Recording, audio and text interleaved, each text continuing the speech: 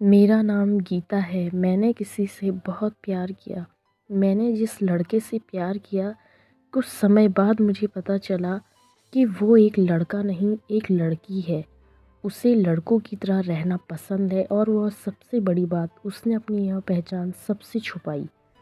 उसका नाम निशा था। देखने में तो वो एक लड़का ही लगता था। कोई उसे देखकर नहीं कह सकता कि वो एक लड़की है। वो मेरी फ्रेंड का बॉयफ्रेंड था। पहली मुलाकात में मेरी फ्रेंड ने कहा कि ये मेरा बॉयफ्रेंड है। उसने भी मुझे नहीं बताया था कि वह एक लड़की है। धीरे धीरे हमारी बात होती रही और हम दोनों ने एक दूसरे को अपना फ़ोन नंबर दे दिया। उसकी बातों में कुछ ऐसा जादू था कि कुछ महीने में मुझे उससे प्यार हो गया और मेरी सहेली का उससे ब्रेकअप। और धीरे धीरे मेरी और मेरी सहेली के बीच की सारी बातें बंद हो गई। हम एक दूसरे के दुश्मन बन गए। लेकिन हम दोनों लड़कियां ये नहीं जानती थी जिसके लिए ये सब हुआ था, वो एक लड़की नहीं, जानवर थी। या यूं कहे कि जानवर से भी बदतर है। उसने हमारी ही ज़िंदगी नहीं, हमारी जैसी कई लड़कियों की ज़िंदगी बर्बाद की। आज मेरी हालत इतनी बुरी है कि मैं नशा मुक्ति केंद्र में हूँ और मैंने 2 बार सुसाइड करने की कोशिश की। उसकी बातों में कुछ ऐसा जादू था कि मैं धीरे धीरे उसी की ही तरफ खींची चली गई। उसने कहा, मैं एक लड़की हूँ, इसलिए तुम मुझसे दोस्ती नहीं कर रही हो। मुझे तुम्हारी ज़रूरत है। मैं अपनी ज़िंदगी से बहुत परेशान हूँ। क्या तुम मुझे थोड़ा हेल्प करोगी? मेरा स्वभाव थोड़ा दयालु था, इसलिए मैंने सोचा कि कोई बात नहीं, आखिर वह एक लड़की ही तो है। धीरे धीरे हम आपस में इतना घुल मिल गए कि मैं उसके घर जाकर भी रहने लगी और मेरी हालत इतनी ख़राब हो गई कि मैं उसके साथ रहते रहते बीड़ी सिगरेट पीने लगी और भी कई तरीके के नशे करने लगी। कभी कभी तो ऐसा होता था कि हम किसी जंगल में या खंडर में पूरी रात भूखे ही सोए रहते थे। फिर मुझे धीरे धीरे ये पता चला कि वो लड़की इतनी साइको थी कि उसके चक्कर में कई लड़कियों ने सुसाइड किया है और उसके शरीर के हर एक हिस्से में कई सारी लड़कियों के नाम का पहला अक्षर उसने छापा हुआ था। लेकिन मुझे धीरे धीरे उसके साथ रहते रहते इन सब चीज़ों से भी कोई फ़र्क ही नहीं पड़ता था, क्योंकि मैं ऐसी हो गई थी। एक लड़की तो रात के 12 बजे जंगलों के बीच से होते हुए उससे मिलने चली गई, क्योंकि पता नहीं लड़कियों को क्या हो जाता था। और एक लड़की ने तो उसके लिए सुसाइड किया। मैंने 2 बार सुसाइड करने की कोशिश की, लेकिन जैसे तैसे मेरे घर वालों ने मुझे बचा ही लिया। वो लड़की बचपन से ही इतनी शातिर थी और ऐसा ब्रेन वॉश करती थी कि बचपन में एक लड़की ने उसके लिए अपने पेट पर ब्लेड मार दी थी। कई लड़कियों ने उसके चक्कर में अपने हाथ काटे और अपने हाथों पर उसका नाम लिखा। ना जाने क्या क्या उसके लिए किया। यहाँ तक कि मुझ पर मेरे माँ बाप की इतने आंसुओं का भी कोई भी फ़ायदा नहीं होता था। मैं इतनी पत्थर दिल हो चुकी थी। मैं एक गरीब घर की लड़की हूँ। मेरे पापा शराब पीते रहते थे और मम्मी घरों में जाकर कामकाज करती थी। मैं अपने छोटे भाई को घर में अकेली ही संभालती और साथ ही अपनी पढ़ाई भी करती, घर का सारा कामकाज करती। हर जगह मेरी तारीफ़ होती। सारे लोग कहते कि अगर लड़की हो तो इसकी तरह हो। मैं इतनी सुलझी हुई और इतनी सीधी सादी लड़की थी। लेकिन आज लोग मेरे बारे में कहते हैं कि एक बार को औलाद ना हो तो चलेगी, लेकिन ऐसी बेटी किसी की ना हो।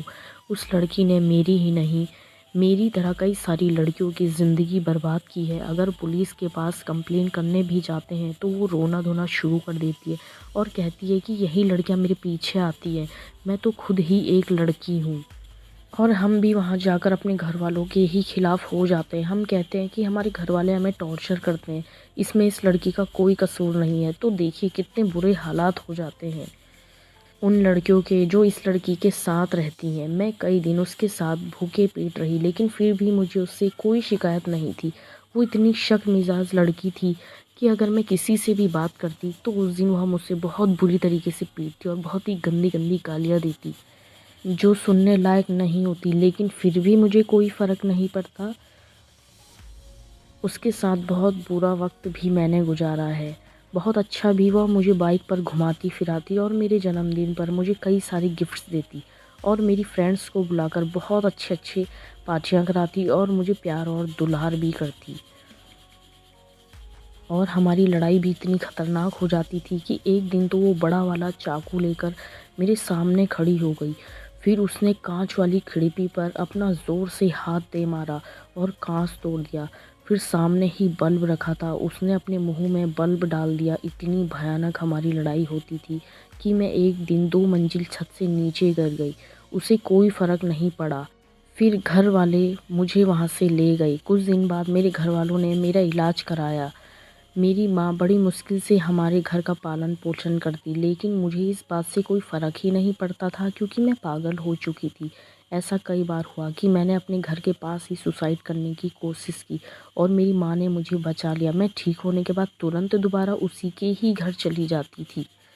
और आज मेरी हालत इतनी बुरी हो गई है कि आँखों के नीचे काले घेरे हो गए हैं, पूरा शरीर ऐसा हो गया है जैसे कि कई दिनों से खाने को नहीं मिला होगा। बहुत ही बुरी हालत है मेरी, इसलिए मैं आज नशा मुक्ति केंद्र जा रही हूँ। हे भगवान मेरी मदद करे, पता नहीं उसमें ऐसा क्या जादू है जो मैं उसकी तरफ खींची चली जाती हूँ और मुझे मेरे घर वाले ही दुश्मन लगते हैं। ये बिल्कुल सच्ची घटना है। तो मेरा आप सभी से निवेदन है, माता पिता से, कि अपनी छोटी उम्र के बच्चों का खासकर ध्यान रखिए। इस उम्र के बच्चे बहुत ही जल्दी बहक जाते हैं। उनके दोस्तों का फ़ोन नंबर रखें, वो कहाँ जा रहे हैं, कितनी देर जा रहे हैं, इन सब बातों का ज़रूर ध्यान दें क्योंकि छोटी छोटी सी उम्र में बच्चे बहुत जल्दी बहक जाते हैं। उन्हें घूमना फिरना खाना पीना बहुत पसंद होता है, तो ऐसे में ही बाहर के लोग इन सब बातों का फ़ायदा उठाते हैं और उन्हें अपनी तरफ आकर्षित कर लेते हैं। ये बिल्कुल सच्ची घटना है, मेरे ही किसी परिचित की है। जिस लड़की की मैं इसमें बात बता रही हूँ, वो लड़की आज भी खुलेआम घूम रही है। पता नहीं कितनी लड़कियों के अफेयर उससे चल रहे हैं। पुलिस के पास भी अगर जाएं तो पुलिस कहती है कि ये एक लड़की है और थोड़ा बहुत उसे डांट डपट के घर भेज देती है। अगर लड़की के घर वालों की तरफ से कोई लड़के वहाँ जाएं तो वो उन पे गलत इल्ज़ाम लगा देती है कि इन्होंने मेरे साथ गलत हरकत की है। लड़की होने का उसने इतना बड़ा फ़ायदा उठाया। तो मेरी सभी माता पिता से गुजारिश है, अपनी छोटी उम्र की बच्चियों का खासकर बहुत ध्यान रखें। ये उम्र बड़ी बहकने वाली होती है और बाहर वाले इसका फ़ायदा उठाते हैं।